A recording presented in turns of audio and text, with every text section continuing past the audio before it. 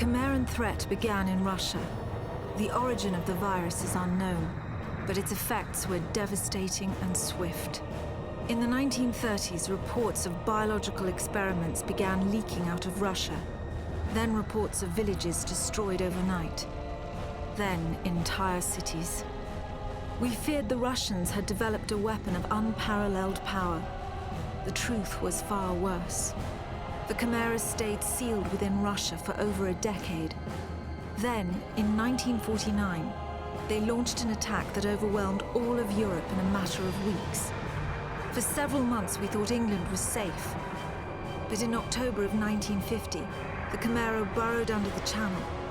We had prepared for them, but in 3 months' time, the war was lost. We abandoned the cities to the Chimera and retreated to scattered military bases and outposts. The Chimera had won.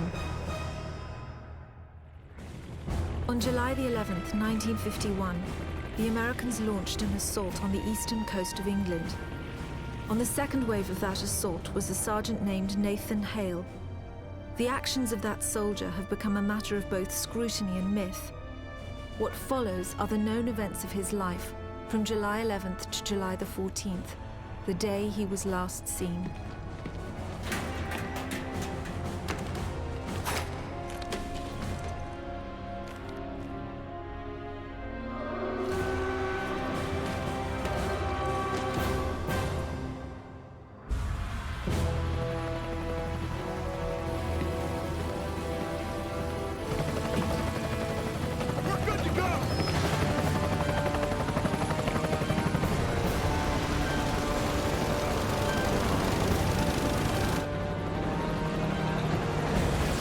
Soldiers had no idea what they would soon be facing.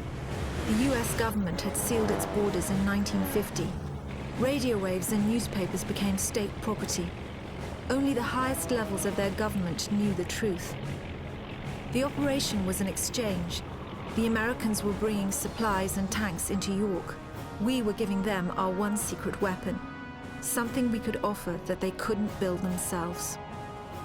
I was the commander of the convoy team that was to meet the US soldiers. We were ambushed in Manchester on the way to the rendezvous. There was no way to warn the Americans. They were on their own in York, fighting an enemy they knew nothing about. We never learnt exactly what happened there.